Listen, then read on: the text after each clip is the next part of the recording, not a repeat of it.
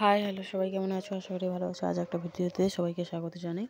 আজ মনোবিদ্যার যে শুরু মেথড অফ সাইকোলজি শব্দটির যে অন্তদর্শন, পর্যবেক্ষণ এবং পরীক্ষণ সম্পর্কে নিয়ে আলোচনা করব।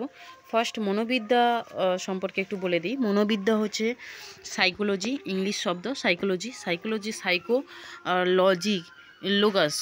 সাইকো আর হচ্ছে লোগাস দুটি শব্দ মিলে সাইকোলজি উৎপন্ন হয়েছে শব্দটি, এবং এই শব্দের অর্থ হচ্ছে মনের বিজ্ঞানসম্মত আলোচনা, এবং লোগাস কথার অর্থ হচ্ছে বিজ্ঞানসম্মত আলোচনা, আর সাইকি কথার অর্থ হচ্ছে মন। শব্দের অর্থ হচ্ছে মন।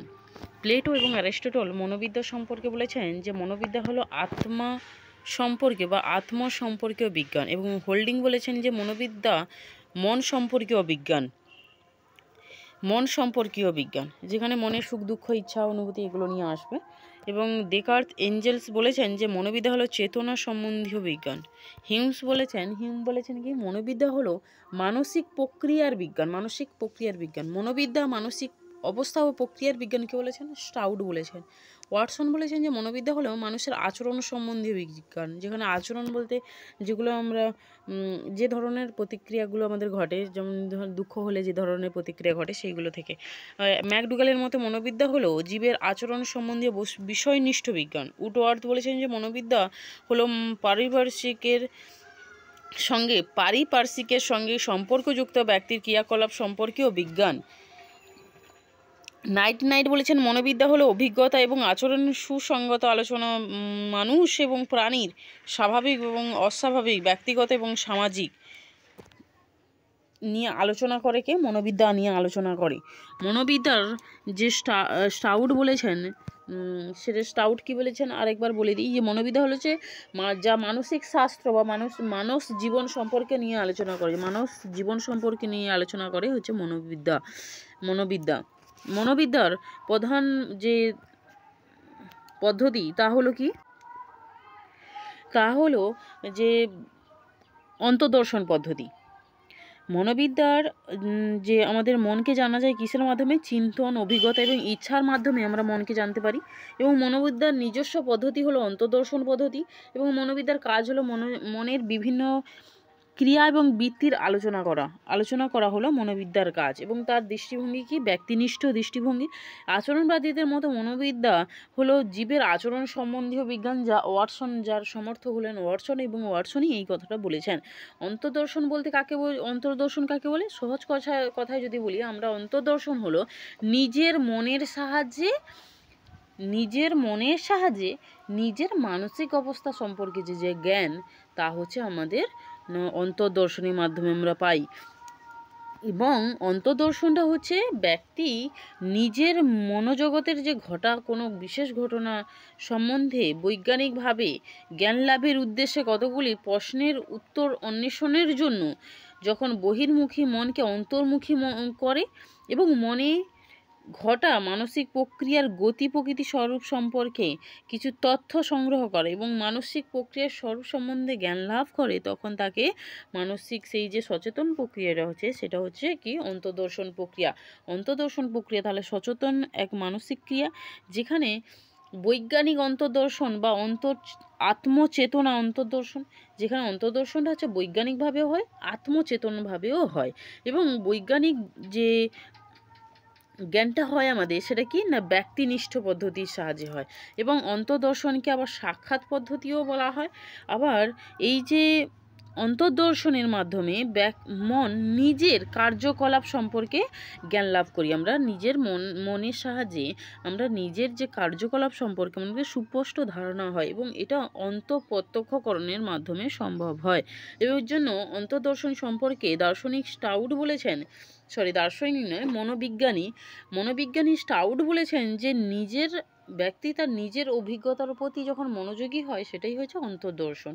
যখন আমরা এই বিষয় সম্পর্কে যখন জ্ঞান লাভ করছি, যেমন ধরো মনোবিদ্যার যে পদ্ধতি সম্পর্কে আমরা যখন পড়ছি, তখন আমরা যে একদম নিশ্চিতভাবে একদম জানি যে আমাদের মন এই যে পড়াশোনার মধ্যে আছে, এবং এই সম্পর্কে আমরা মনোসংযোগ হচ্ছে বলে এই বিষয় সম্পর্কে আমাদের জ্ঞান হচ্ছে, বা কোনো জ্ঞানের সম্পর্কে আমাদের জ্ঞান হচ্ছে। অন্তর্দর্শনে গুণ বা সুবিধা যদি আমরা গুণ বা সুবিধার কথা যদি আমরা বলি, তাহলে বলতে হবে যে অন্তর্দর্শন হচ্ছে কি না যন্ত্রপাতি ছাড়া হয়, পরীক্ষাগারে দরকার পড়ে না এবং খুব কম অল্প খরচে হয়েছে বা অল্প মানে ব্যয় হয়ই না, অর্থের ব্যয় প্রয়োজন হয়ই না এবং মনকে জানা বা তথ্যগুলো মনের যে জানা বা মনের স্বরূপ ও গতি প্রকৃতিকে প্রত্যক্ষভাবে জানার একমাত্র পদ্ধতি হচ্ছে মানে মনকে যদি আমরা জানতে চাই তাহলে তার একমাত্র পদ্ধতি হচ্ছে অন্তর্দর্শন। কেবলমাত্র আমরা অন্তর্দর্শনের মাধ্যমেই আমরা মনকে জানতে পারি এবং অন্তর্দর্শন হচ্ছে একটি প্রাথমিক পদ্ধতি যাকে অবলম্বন করে আমরা বৈজ্ঞানিকভাবে গবেষণা চালাতে পারি এবং অন্তর্দর্শনের সাহায্যে আমাদের যে মানসিক প্রক্রিয়াগুলি সম্পর্কে মানে আমরা ধরো সুখ দুঃখ ইচ্ছা অনুভূতি এগুলো সম্পর্কে প্রত্যক্ষ ও সুনিশ্চিত এবং যথার্থ জ্ঞান আমরা পাই। এই কথাটা কে বলেছেন? নাইট বলেছেন। এবং মানসবৃত্তির স্বরূপ একমাত্র হচ্ছে পদ্ধতি হলো কে না অন্তর্দর্শন পদ্ধতি। এর ত্রুটি যদি বলি, ত্রুটিটা কি হবে না শিশুর ক্ষেত্রে শিশুর নিজের আচরণ সম্পর্কে কিন্তু কোনো জ্ঞান থাকে না, তাই অস্বাভাবিক ব্যক্তি যারা পাগল তাদের ক্ষেত্রেও পশুদের ক্ষেত্রেও এই পদ্ধতি কিন্তু প্রয়োগ করা যায় না, কারণ তারা তাদের নিজেদের মনে কি ঘটনা ঘটছে বা কি ঘটনার জন্য তার মন খারাপ বা ভালো মনটা সেটা সে বলতে পারে না। এবং ওয়াটসনের মতে তিনি বলছেন যে এই যে ব্যক্তি সাপেক্ষর জন্য একে অবৈজ্ঞানিক বলতে হয়। ব্যক্তি সাপেক্ষ হলে অবৈজ্ঞানিক কেন বলবো না, ব্যক্তির যে নিজস্ব যে গুণাবলীগুলো আছে সেগুলো তখন পরীক্ষার ওপরে চাপিয়ে দেওয়ার সম্ভাবনাটা বেশি থাকে, এর জন্যই বলা হচ্ছে যে এটা অবৈজ্ঞানিক। এবং অন্তর্দর্শনের সাহায্যে দুজন মনোবিদের পক্ষে একই মানসিক বা এই দুজন ব্যক্তির পক্ষে একই মানসিক প্রক্রিয়া সম্ভব বা পক্ষে ঘটাটা সম্ভব নয়।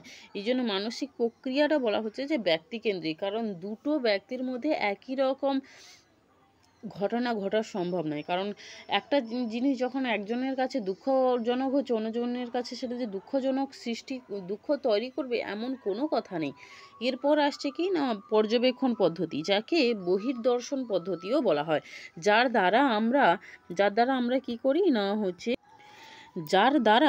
আমরা কি করি না অপরের মন বা অপরের যে বহিঃপ্রকাশ যে লক্ষণগুলো দেখে আমরা বুঝতে পারি তার মনের অবস্থাটা কি। এটার কিসের মাধ্যমে আমাদের ঘটে না এটা ঘটে পর্যবেক্ষণ পদ্ধতির মাধ্যমে।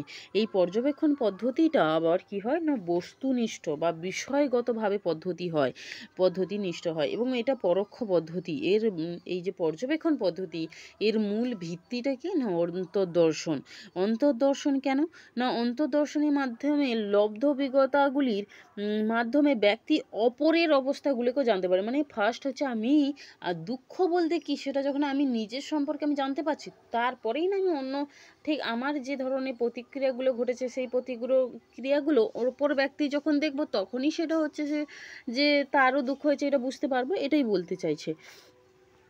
এর সুবিধাগুলো কি না এই সুবিধাগুলো হচ্ছে না এই পদ্ধতিতে শিশু মন প্রাণীর ক্ষেত্রেও যে ঘটনাগুলো ঘটে অন্তর্দর্শনের মাধ্যমে যে সমস্ত জ্ঞানগুলো আমাদের সম্ভব হয় না সেটাও কিন্তু সম্ভব হয় এই পদ্ধতির মাধ্যমে। এবং অন্তর্দর্শনের সাহায্যে নিজের মনের ক্রিয়া সম্পর্কে জ্ঞান লাভ করা গেলেও সমষ্টি মন বা যে সমাজ মনকে বা একসঙ্গে অনেকগুলো লোকের যে মনের কথা বলা হচ্ছে সেটা আমরা জানতে পারি না অন্তর্দর্শনের মাধ্যমে, কিন্তু তোমার পর্যবেক্ষণ পদ্ধতির মাধ্যমে আমরা তা জানতে পারি। এবং স্বল্প বুদ্ধিদের মন সম্পর্কে বহির্দর্শনের সাহায্যে আমরা জ্ঞান লাভ করতে পারি। কিন্তু এর ত্রুটি কি, যারা ধরো ভণ্ডামি করে তোমার কাছে এক ধরনের কথা বলছে আমার কাছে এক ধরনের কথা বলছে, তার যে অ্যাকচুয়ালি কী এক্সপ্রেশন সেটাই আমরা বুঝতে পারি না। তো এটাই বলছে এটা পর্যবেক্ষণের ক্ষেত্রে সমস্যা। আবার একটা হচ্ছে পর্যবেক্ষণের সময় নিজের চিন্তাভাবনাগুলো যে আছে নিজের যে মানসিক যে ক্ষমতা বা মানসিক চিন্তাধারা যেগুলো আছে সেগুলো অপরের মনের ওপর চাপিয়ে দেওয়ার সম্ভাবনাটা খুব প্রবণ থাকে কেন না প্রচুর পরিমাণে এই সম্ভাবনাটা থাকে কেন না বেশিরভাগই মানুষ তার পরিবেশগত যে সমস্যাগুলো ঘটে সেই সমস্যার ওপর মন যেভাবে প্রভাবিত হয় সেই প্রভাবিতের ফলে অন্য সমস্ত কিছু কিন্তু সেই দিক থেকে গা ঘেঁষেই কিন্তু সমস্ত কিছু বিচার বিশ্লেষণ করে। এটা খুব লক্ষ্য করে দেখো। বলছে ব্যক্তির সংস্কারজনিত, যেমন ধরো পুত্রের প্রতি অতিরিক্ত স্নেহবশত তার কোনো দোষ গুণ দেখতে পাচ্ছে না, কোনো দোষই দেখতে পাচ্ছে না, এটা বলা হয়। তো এই যে দোষ বা এই যে অসুবিধাগুলো দূর করার একটাই উপায় হচ্ছে কি না, অন্তর্দর্শনের সাহায্যে নিজের মন ও তার প্রকাশগুলি জানার পরই অপরের মনের প্রকাশের ব্যাখ্যা দ্বারা অপরের মনকে জানা যেতে পারে। বলছে ফার্স্ট হচ্ছে আমাদের নিজের মনকে জানতে হবে অন্তর্দর্শনীর মাধ্যমে, এবং তার প্রকাশগুলো কিভাবে হয় সেটা জানতে হবে। জানার পরে আমরা অপরের মনের যে ব্যাখ্যা বা প্রকাশ সেটা কিভাবে হয় সেটা আমরা জানতে পারবো। শেষ নম্বর যেটা হচ্ছে সেটা কি, পর্যবেক্ষণ পদ্ধতি। পর্যবেক্ষণ পদ্ধতিতে কি হয় না, পরীক্ষাগারে যেটা আমরা নিয়মিত অবস্থায় নিয়ন্ত্রিত অবস্থার মধ্যে নিজের সুবিধা মতো কৃত্রিম উপায়ে বৈজ্ঞানিক যন্ত্রপাতির সাহায্যে মানসিক ক্রিয়াকে উৎপন্ন করে সেটা অন্তর্দর্শন এবং পর্যবেক্ষণ করা হয়, তাকে বলা হয় পরীক্ষণ পদ্ধতি। এটা সহজভাবে যদি আমরা বলি যে কোনো একটা কৃত্রিম পরিবেশ সৃষ্টি করলাম, সৃষ্টি করার পরে কোনো মানসিক প্রক্রিয়াকে পর্যবেক্ষণ করার যে পদ্ধতি তাকে বলা হয় পরীক্ষণ পদ্ধতি। যেমন এক্সাম্পল হিসাবে যদি বলি যে যেমন পাইলট, যারা পাইলট হয় তারা হচ্ছে ডাইরেক্ট তো একদম উড়োজাহাজে উঠেই যে তাদের সমস্ত কিছু পরীক্ষা নিরীক্ষা সেগুলো করতে পারে না, তাদের জন্য একটা পরিবেশ সৃষ্টি করা হয়, সেই পরিবেশের সাহায্যেই তারা হচ্ছে সমস্ত কিছু পরীক্ষা নিরীক্ষা করতে পারে, এবং যখন তাদের শেখা হয়ে যায় তারপরে তারা উড়োজাহাজ চালাতে শুরু করে। এটা স্টাউট বলেছেন যে পরীক্ষণ হলো সেই অবস্থা যেখানে পর্যবেক্ষণ যে অবস্থা আমরা নিজেরাই পূর্বে থেকে তৈরি করে রেখেছি, এটা বলতে চাইছেন স্টাউট বলতে চাইছেন। স্টাউট বলছেন যে পরীক্ষণটা এমন অবস্থা যেখানে আমরা আগে থেকে সমস্ত কিছু তৈরি করে রেখেছি। এর সুবিধা কি না, কিছু অপ্রাসঙ্গিক এবং অবাস্তব বিষয়গুলোকে আমরা ব্যাখ্যা করতে পারি, অবাস্তব বিষয়গুলো যে আছে সেইগুলোকে ব্যাখ্যা করতে পারি, বলতে যেগুলো অবাস্তব সেগুলোকে বর্জন করতে পারি, যেগুলো আমাদের জন্য ঠিক সেগুলো আমরা গ্রহণ করতে পারি এবং তার উপর মন নিবিষ্ট করা সম্ভব হয়। এবং বলছে অন্তর্দর্শন ও বহির্দর্শন উভয় প্রকার ব্যবহারের ফলে মানসিক অবস্থার একটা পূর্ণাঙ্গ রূপ পাওয়া যায়, এবং এখানে বলছে দৃষ্টান্তের সংখ্যা যত বৃদ্ধি পাবে তার সিদ্ধান্তটাও উপনীত হওয়ার সম্ভাবনা খুব বেশি হয়। যেমন উপমা যুক্তির ক্ষেত্রে যেটা হয় আর কি, যে দৃষ্টান্তের সংখ্যা যত বাড়বে তত সেটা সুনিশ্চিত বা তার সিদ্ধান্তটা সুনিশ্চিত হওয়ার সম্ভাবনাও তত বাড়বে, এটা বলেছেন। বলছে অসুবিধা কি, বলছে যেহেতু কৃত্রিম পরিবেশে মানসিক প্রক্রিয়াগুলো ঘটা হয় সেটা স্বাভাবিক অবস্থায় পাওয়া নাও যেতে পারে, এবং যে ব্যক্তিগুলো তোমার পরীক্ষাগারে ধরো কাজ করবে তারা পরে সেই একই রকম মানসিকতা সম্পন্ন নাও হতে পারে, বা কাজ নাও করতে সাহায্য করতে নাও ইচ্ছুক হতে পারে, বা সাহায্য করতে নাও পারে, এটা বলছে। এবং এছাড়াও বলছে পরীক্ষণ যে কার্যটা চালানো হচ্ছে তাতে ব্যক্তিদের যে পার্থক্য, মানে আমি তুমি যে পার্থক্য সেটাই বলতে চাইছে। তোমার চিন্তাভাবনা, তোমার সমস্ত কিছু, তুমি যে সময়ে থাকছো সেই সময় অনুযায়ী তোমার মন যে ধরনের বিক্রিয়া করছে, আমার মন যে সময় অনুসারে বিক্রিয়া করছে সেটা সমান নাও হতে পারে, গিয়ে আলাদাই, সম্পূর্ণ আলাদাই। তো এটা হচ্ছে ত্রুটি পরীক্ষণমূলক পদ্ধতির ক্ষেত্রে ত্রুটি। আচ্ছা, আজকে একটু সংবেদনের সম্পর্কে একটু বলে দেবো, আর পরে যে আর একদিন হচ্ছে তোমাদের সংবেদনের কিছুটা অংশ বলবো, আর কিছুটা হচ্ছে থাকবে, যেটা হচ্ছে পরের দিন হচ্ছে আমরা এই নিয়ে আলোচনা করব।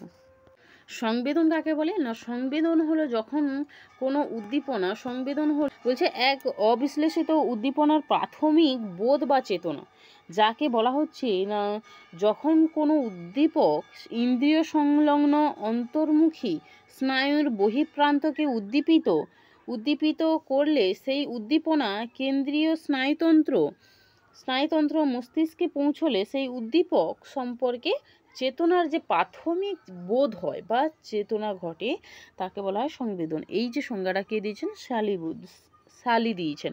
এবং সংবেদনের 3টা উপাদান আছে, কি কি না, উদ্দীপক, স্নায়ুতন্ত্র এবং মন। উদ্দীপক কাকে বলে না, উদ্দীপক হলো যে শক্তি ইন্দ্রিয়ের অন্তর্মুখী স্নায়ুর বহিঃপ্রান্ত পর্যন্ত উদ্দীপিত করতে পারে, মানে যে শক্তিটার সাহায্যে আমাদের ইন্দ্রিয় অন্তর্মুখী স্নায়ুর বহিঃপ্রান্ত অবধি উদ্দীপিত করতে পারে তাকে বলা হয় উদ্দীপক। এবং সংবেদনের মূল কারণ কি না উদ্দীপক। এই উদ্দীপককে জানার আগে সংবেদন সম্পর্কে আর একটু বলে দিই। বলছে সংবেদন হলো যে প্রত্যক্ষের সরলতম উপাদান, এবং এই সংবেদনের মাধ্যমে আমাদের জ্ঞানটা হচ্ছে আমাদের মনে সরবরাহ হয়। এবং সংবেদনের একমাত্র উৎস তো বললাম উদ্দীপক, এবং এটা বাহ্য জগৎ এবং আন্তঃজগতের সম্পর্কে আমাদের জ্ঞান প্রদান করে এবং তথ্যও জ্ঞান দেয়। এবং এই সংবেদন বস্তুকেন্দ্রিক মানসিক অবস্থা, বস্তুকেন্দ্রিক মানসিক অবস্থা। এবার উদ্দীপক হচ্ছে কয় প্রকার? উদ্দীপক দুই প্রকার। কি কি না পর্যাপ্ত উদ্দীপক এবং অপর্যাপ্ত উদ্দীপক। পর্যাপ্ত উদ্দীপক কাকে বলে? না যে উদ্দীপক স্বাভাবিকভাবেই কোনো ইন্দ্রিয়কে উদ্দীপিত করে একটি বিশেষ সংবেদন উৎপন্ন করার পক্ষে যথেষ্ট। মানে একটা উদ্দীপক যে স্বাভাবিক হলে একটা উদ্দীপনা সৃষ্টি হবে, যেমন তীব্র আলোকে আমাদের চোখ বন্ধ হয়ে যাওয়া, এই যে উদ্দীপক মানে আলোটা আমাদের দৃষ্টিটাকে সংবেদন করলো, সেম এটা। ওর যে অপর্যাপ্ত, যেখানে হচ্ছে উদ্দীপনাটা স্বাভাবিকভাবে যথেষ্ট পরিমাণে নয় একটা কোনো সংবেদন তৈরি করতে। তাকে যেমন গা বমি বমি বমি ভাব বা দেহ অভ্যন্তরস্থ কোনো পরিবর্তন। বলছে যে উদ্দীপক স্বাভাবিকভাবে কোনো উদ্দীপনা উৎপন্ন করতে যথেষ্ট নয় বা উৎপন্ন করতে পারে না, তাকে বলা হয়, এখানে না নেই, এই নাটা যোগ করে নিও তোমরা, তো এটা হচ্ছে অপর্যাপ্ত উদ্দীপক। এই সংবেদন হলো একটু আগেই বললাম, সংবেদন হলো বস্তু কেন্দ্রিক মানসিক অবস্থা। বস্তু কেন্দ্রিক কেন বলা হলো? না যখন আমরা কোনো জিনিস প্রত্যক্ষ করছি বা সংবেদন সৃষ্টি করছি আমাদের মনে, যে উদ্দীপকটা সেটা কিন্তু বস্তু বা বিষয় বা কিছু একটা হবে, সেটাই বলছেন। আচ্ছা আরেকটু বলে দিই এটা সম্পর্কে।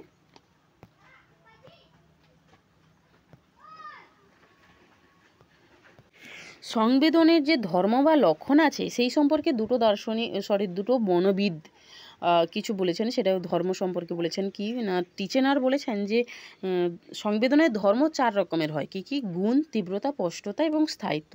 গুণ, তীব্রতা, স্পষ্টতা এবং স্থায়িত্ব। কিন্তু স্টাউট বলেছেন যে এই 4টার সঙ্গে আরও দুটি যোগ করেছেন, যে স্টাউট বলেছেন যে আরও দুটি আছে, সেটা হচ্ছে বিস্তার এবং স্থানগত পরিবর্তন। টোটাল 6টি সংবেদনে, মোট যদি বলে সংবেদনের কয়টি, কারোর কোনো মনোবিদের নাম না উল্লেখ করে যদি বলে যে কয়টি সংবেদনের ধর্ম, তাহলে কিন্তু বলতে হবে 6টি। আর যদি টিচেনারের মতে বলে তাহলে 4টি এবং স্টাউডের মতে বলে 6টি।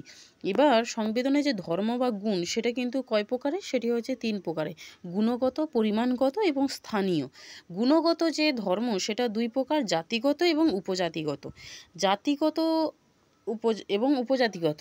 আর পরিমাণগত যে ধর্ম তা হচ্ছে তীব্রতা, স্থায়িত্ব এবং ব্যাপ্তি, স্পষ্টতা। স্থানীয়ের কোনো ভাগ নেই। গুণগত ধর্ম কাকে বলে? গুণগত ধর্মটা কাকে বলে? না যে ধর্মের সাহায্যে, বলছে সংবেদনের ধর্ম আগে কাকে বলে সেটা বলে, যে ধর্মের সাহায্যে একটি সংবেদন অন্য একটি সংবেদন থেকে পৃথক করা যায়, তাকে বলা হচ্ছে সংবেদনের ধর্ম। আর সংবেদনের গুণ কাকে বলে? যে ধর্মের সাহায্যে একটি বিশেষ সংবেদনকে অন্য একটি বিশেষ সংবেদন থেকে পৃথক করা যায়, সেটা হচ্ছে বিশেষ গুণ। সংবেদনের গুণগত ধর্ম এইখানে দুটি আছে, জাতিগত এবং উপজাতিগত। তার আগে বলি বিশেষ সংবেদন হলো 5টা বাহ্য ইন্দ্রিয়জাত যে সংবেদন, সেটা হয় দর্শন, শ্রবণ, স্পর্শ, ঘ্রাণ এবং স্বাদ, বা আমরা যে স্বাদ গ্রহণ করি তাই। জাতিগত পার্থক্য বলেন যে ধর্মের জন্য দুটি ভিন্ন ইন্দ্রিয়জাত সংবেদনের মধ্যে পার্থক্য করা যায়, যেমন দর্শন এবং শ্রবণ দুটো আলাদা। দর্শন সংবেদন এবং শ্রবণের সংবেদনের মধ্যে যে পার্থক্য সেটা হচ্ছে জাতিগত পার্থক্য। উপজাতিগত পার্থক্য কি? যে ধর্মের সাহায্যে একই ইন্দ্রিয়জাত সংবেদনগুলির মধ্যে যখন পার্থক্য করে, মানে একই ইন্দ্রিয়জাতি বলতে যেমন দুটো রং, লাল কালো, দুটো রং একই রঙেরই সংবেদন কিন্তু দুটো আলাদা, সেটাই বলছে। আর বলছে একটু আগেই বললাম যে পরিমাণগত যে ধর্ম, সেই পরিমাণগত ধর্মের মধ্যে 4টা জিনিস আছে। কি কি? তীব্রতা, স্থায়িত্ব এবং ব্যাপ্তি এবং স্পষ্টতা। তার মধ্যে তীব্রতাকে আমরা জানতে পারি কিভাবে? না তীব্রতাতে সংবেদনের পরিমাণ ধর্ম, যেখানে হচ্ছে কোনো কিছু কি বলছে যে 100 ওয়াট এবং 10 ওয়াট আলোর মধ্যে পার্থক্য সংবেদনের যে ধর্মের সাহায্যে জানা যায় তা হচ্ছে তীব্রতা। সংবেদনের তীব্রতা নির্ভর করে কার ওপর? না উদ্দীপক তীব্রতার ওপর নির্ভর করে। কোনো সংবেদন স্পষ্ট আবার কোনো সংবেদন অস্পষ্ট। সংবেদনের স্পষ্টতা তারতম্য বোঝা যায় কার মাধ্যমে? স্পষ্টতা ধর্মের মাধ্যমে। সংবেদনের স্পষ্টতা নির্ভর করে কীরকম? না বস্তুটা আমাদের কাছ থেকে কতটা দূরে অবস্থিত, কতটা কাছে অবস্থিত, সেই অনুসারে তার স্পষ্টতা নির্ণয় করা যায় এবং তার উপরে নির্ভর করে। বলছে স্থায়িত্বটা কীরকম, না যখন আমরা 10 মিনিট গান শুনলাম আর একটা 20 মিনিট গান শুনলাম, এই দুটোর মধ্যে যে পার্থক্য, গান শোনার যে মধ্যে যে পার্থক্য, সেই পার্থক্যটা হচ্ছে স্থায়িত্বগত পার্থক্য। সংবেদনের স্থায়িত্ব নির্ভর করে উদ্দীপকের স্থায়িত্বের ওপর, এবং স্থায়িত্ব বৈশিষ্ট্যের জন্য আমাদের কি হয়, কালগত জ্ঞান হয়। কালগত বলতে কালের জ্ঞানটা হয়, যে এই যে একটুক্ষণ ধরো 10 মিনিট আর 10 মিনিট এক্সট্রা যোগ করলাম, সেটা বলছে। ছোট বড় পার্থক্য সংবেদনে যে ধর্মের সাহায্যে জানা যায় সেটা হচ্ছে বিস্তার। দর্শন সংবেদনের বিস্তার হচ্ছে কি, বিস্তার ধর্মটির সাহায্যে আমরা জানতে পারি।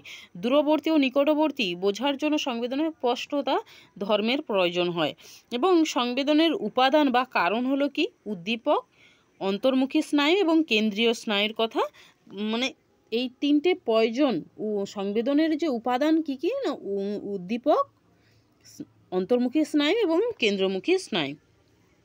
পর্যাপ্ত উদ্দীপক বা সমর্থ উদ্দীপক কাকে বলে, না যে উদ্দীপক নিজ শক্তিতে কোনো ইন্দ্রিয়কে উদ্দীপিত করতে পারে। বলছে যে উদ্দীপকগুলো নিজে থেকেই কোনো কিছু উদ্দীপিত করতে পারে বা ইন্দ্রিয়কে উদ্দীপিত করতে পারে, তাকে বলা হয় পর্যাপ্ত উদ্দীপক বা সমর্থ। যেমন কানে আমাদের কিসের শব্দের যে জ্ঞান, শব্দের জ্ঞান হয়, সেটা হচ্ছে কি কর্ণ ইন্দ্রিয়ের পর্যাপ্ত উদ্দীপক।